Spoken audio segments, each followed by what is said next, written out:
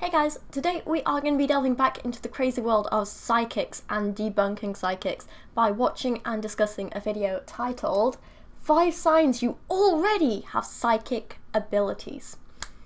You guys know I quite like debunking psychics, but I think having psychic powers would be really cool, so I am very keen to know if I secretly have psychic powers. This guy, he seems like a very charismatic guy. He likes what he's talking about, clearly he's very passionate about it. He's called Victor, so let's see what Victor has to say.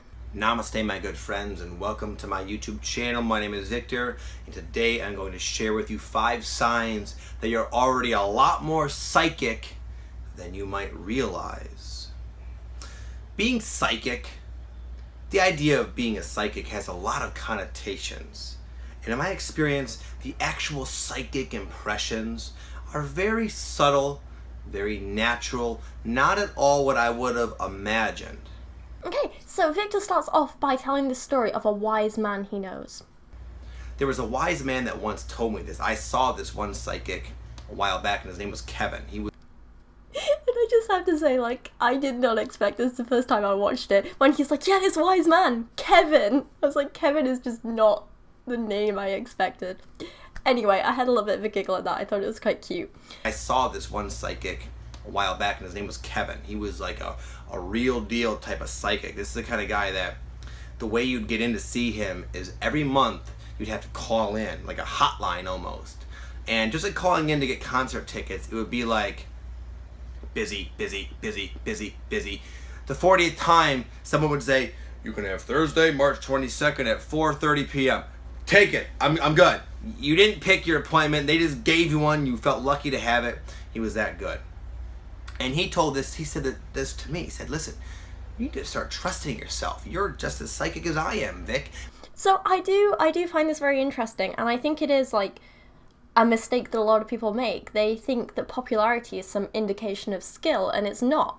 I don't have any reason to trust this Kevin guy because you haven't told me anything good that he does. All you say is that he's popular and he has a long waiting list. So clearly he has a good marketing team and a good advertising marketing strategy.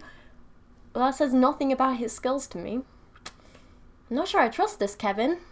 This happened many years ago, and ever since he said that, it stuck with me.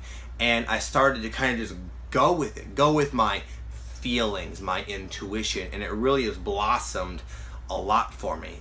I also find this really interesting when he talks about feelings and intuition in air quotes. I don't really understand the need for that. I mean, you're literally going with your feelings and intuition. You can just say that. They're not feelings. I don't have feelings for Dan. I have feelings for Dan. If I'm walking down a dark alley at night and a man starts following me closely, I don't have a bad feeling about it. I have a bad feeling about it. It was just something I picked up in the beginning and I thought it was quite funny. But anyway, yeah, he seems to think that, feelings, I don't know, they aren't a thing? I don't know, I don't understand. It's a thing he does throughout this video. I thought it was quite funny. Anyway, let's get on to these 5 signs that, 5 signs of psychic abilities, 5 signs that I'm more psychic than I think I am, and 5 signs that you're more psychic than you think you are. I'm gonna stop talking now. Number 1, you're always saying to yourself, I feel like, fill in the blank. So for an opening point, I have to say, I feel like this is a load of poop. Oh my god, I just said I feel. I think I'm psychic. No, seriously, having feelings, being intuitive, evaluating your surroundings, even on an unconscious level, is not an ability of psychic power. That's a psychic impression. You feel like something is a certain way, but you don't know why. It's as simple as that. You know what? I feel like I should go apply for this job. Why? I don't know, but I feel like I should. Go. You can quickly prove to yourself just how psychic you are by starting to act upon those feelings you're already getting. I mean, seriously, this is a trend throughout his video. saying that gut feelings are some indication of psychic ability. No, sorry, but there's usually some underlying reason why we have those gut feelings, that intuition. Like the example he gives, right? Suddenly you feel you should apply for a job, but you don't know why. Maybe it's because you like the location of the job. Maybe it's because you've heard good things about the company. Maybe it's because you just think the job sounds fun. Maybe it's because you think you'd be very qualified for it. Maybe it's just because you think it would be a good fit for you, or you know people who work there and you enjoy it, or whatever. There's, you know, you might not consciously know why you want to apply for it. You might not consciously recognize these things, but it's still going on in the unconscious parts of your brain, and it's still there, and there's definitely still some reason why you feel like this. It's not just a psychic thing. You might be picking up on like social or environmental cues or something like that. It's like when you get a gut feeling about people, right? You probably noticed stuff about them that was a little bit off. You probably noticed their expressions, or even micro expressions. You might maybe notice certain gestures they did, or their posture. You maybe heard something in the tone of their voice. Just because your conscious brain isn't analysing it, the subconscious, the unconscious parts of it are probably analysing it. They're probably putting together cues. They're probably making connections. They're making snap judgments. That's how our brain has evolved. That's how our brain is developed, to be able to make snap judgments about people and situations to keep us safe. These unconscious parts of the brain have to act quickly without us realising it, without thinking it. And that's what gives us our gut feelings, to trust someone or not trust someone, to like someone or not like someone, you know? It's not psychic ability, it's basic biology.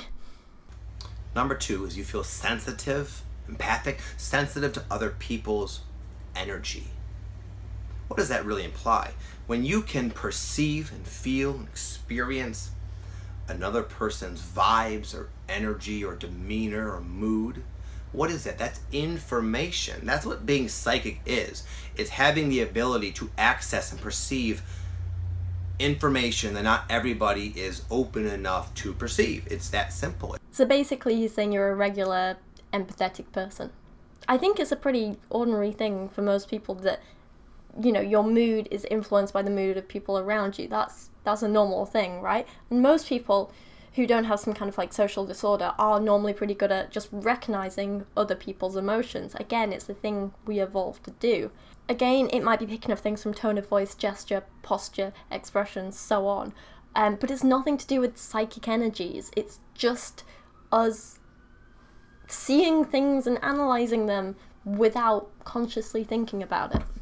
And, you know, some people are better at noticing and interpreting those cues than others. But again, it's nothing to do with energies and connections and psychic abilities. A lot of the time it's just to do with practice, or how our brain's wired, if you want to put it that way.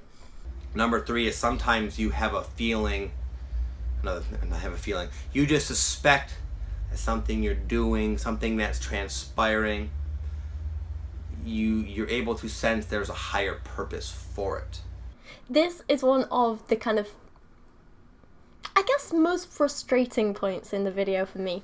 Because basically all he's saying is either you like to think forward and try and think about how your actions will have consequences in the future, or you're good at looking into the past and making connections between events, or understanding how one action has influenced another, and so on, right? He tells this story of a man taking out the rubbish and stopping some criminal, right? I'll give you an example. So far I've been slightly vague. So I was talking to my buddy just this morning, and he was telling me that it was kind of weird. He said the other day, for no reason that he could think of, he just felt like doing this. He took the garbage out at his apartment or something. He ended up walking around the building, taking the trash out at a time he would normally not take it out, but he just had the feeling to do it. And when he did that, he got to the trash and he noticed there was this like shady character like peeking into cars, looking like he was gonna, like, you know, break into a car if he felt it was easy to get into or something.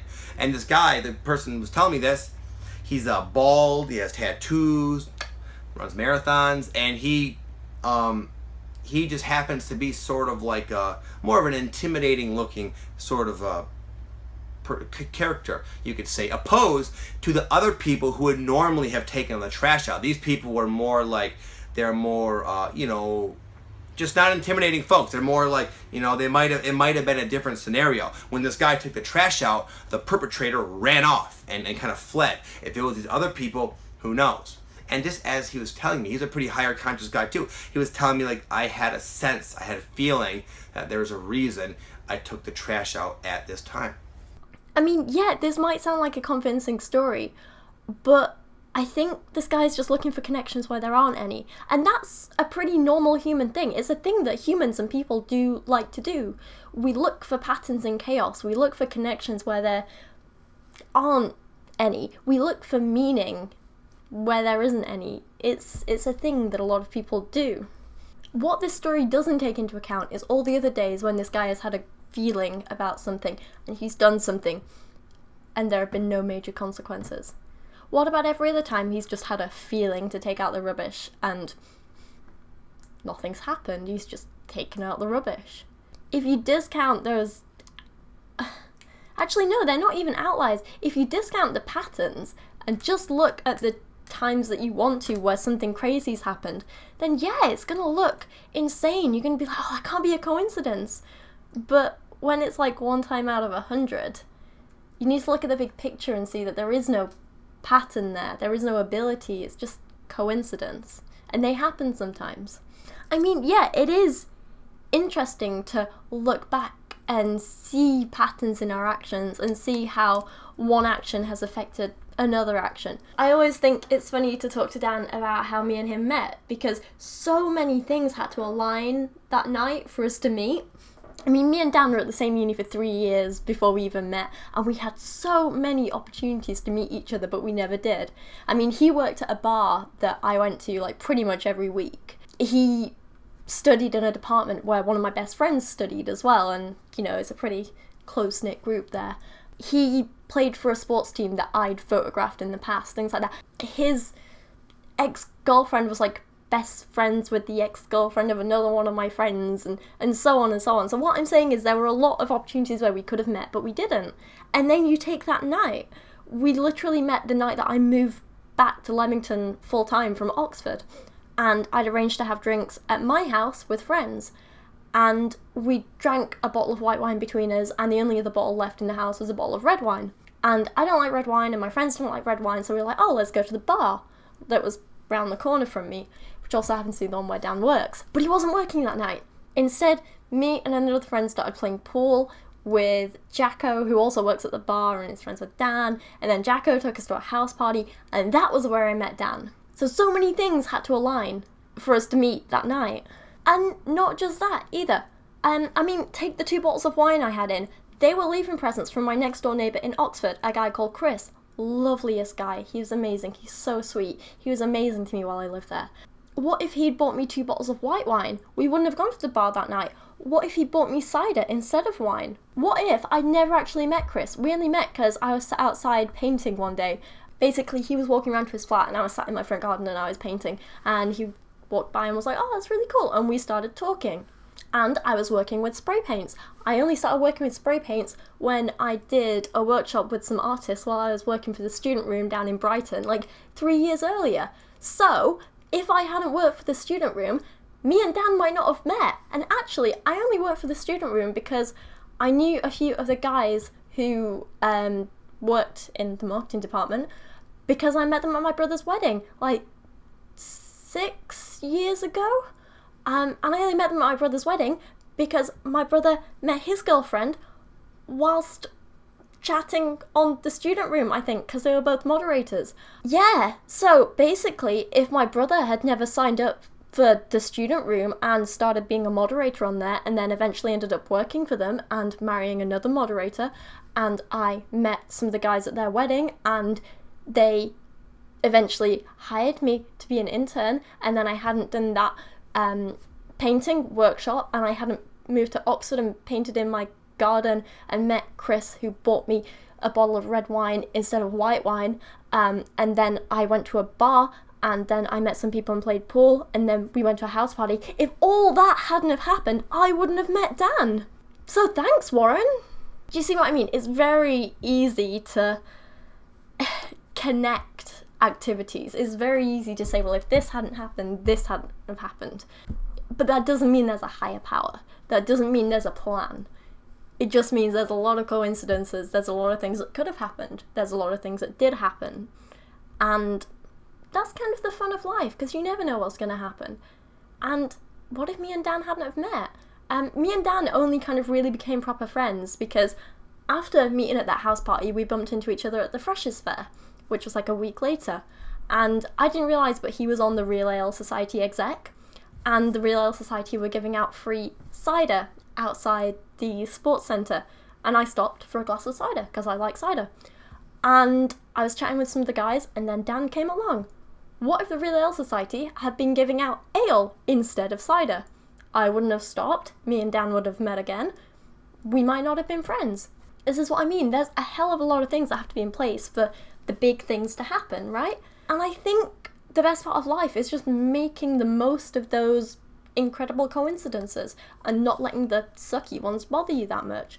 I don't think there's a higher power. I don't think any of it has to do with psychic abilities. I don't think my brother had a psychic ability that day when he signed up for the student room. I don't think he thought, I'm going to meet my future wife, and because of a long stream of consequences, Rachel is going to meet her incredible boyfriend as well. I don't think he felt some big thing was going to happen. It all happened over time. It's just a thing. I'm rambling. The point is, this point sucks.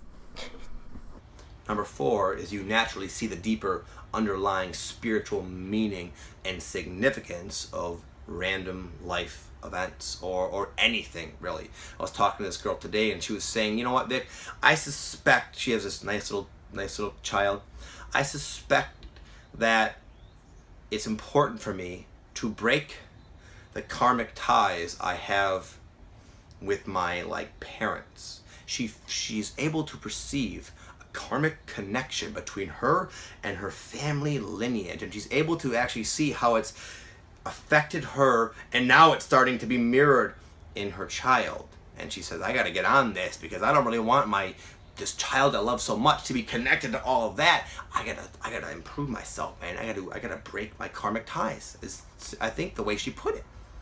And I was like, dude, do you realize that people don't think like that? That's you talk like that around 99% of the people around, they're gonna think you're nuts. So this is the point that I think is just a lot of kind of rambly rubbish. I'm sorry, it's just basically what he's saying was there was this woman who didn't want her kid to inherit or be taught some of the bad traits that the rest of her family had, right? That's not psychic, that's just common sense, I guess.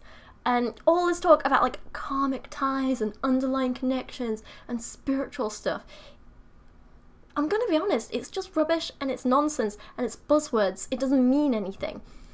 All I'm hearing here is there was a woman who's saying, I'm seeing this trend in my family of people behaving a certain way, and now I realise I don't want to pass that on to my kid.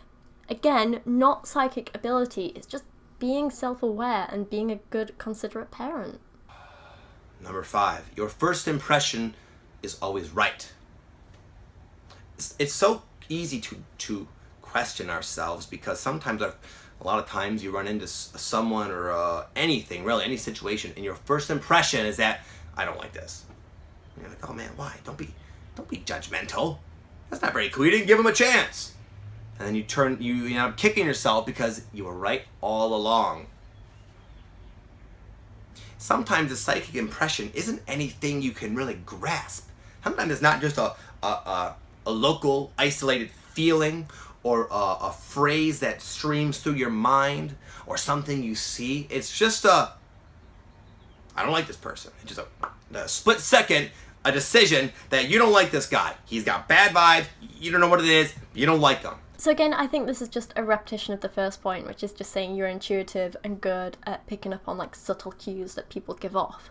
I said it earlier, but sometimes you don't always consciously know what it is you picked up on, but there's usually something there, whether it's expressions, gestures, tone of voice, so on. Could even be something in the way they dress, or just a choice of word that they use, something like that. It's been a long time since I read it, but I think Malcolm Gladwell wrote about kind of similar things to this and intuition and picking up on certain cues and stuff in Blink, The Power of Thinking Without Thinking. It's about like gut feelings and, you know, intuitive decision making and things like that. It's a long, long time since I read it. I think I was like 18 when I read it, so that's many years ago. I'd actually quite like to read it again. It was a very good book from what I remember, but I don't want to kind of comment too much because, like I say, I don't remember too many of the details. But my point is, yeah, some people are intuitive, but that doesn't make them psychic. It just means that, you know, maybe their subconscious parts of their brain, maybe they're working a bit quicker or a bit better than other people's. And once you realise that these aren't psychic things, but they're actual, like, real cues you're picking up on, you can, I guess, train yourself to notice them more. You can learn to read people and situations better. You can learn what to look for in certain expressions or micro expressions. You can learn what, you know, to listen for in people's voices. You can learn how to kind of read how people are interacting with each other and so on. It's a skill you can learn. It's not a psychic skill. It's biological and psychological and sociological, but it's not psychic. So in conclusion, this guy is basically just talking about following your instincts and looking for patterns and connections where there aren't any, and, you know, discounting the outliers because we don't talk about those. And there's literally nothing here which is proof of a psychic ability or supernatural or spiritual thing going on here. It's just pure biology, to be honest, which is a shame because I was totally looking forward to finding out I was psychic and making a lot of money from telling people about their lives. But I don't know, I do kind of feel, I have this feeling that if you like this video, something good is going to happen to you. I don't know, it's just a feeling that I get, guys. Don't blame me. I think it's the spirits telling me. We've got to tighten up those karmic connections between us. Yeah. Anyway, I'm going to end this here. Thank you so much for watching today. I really, really do appreciate it.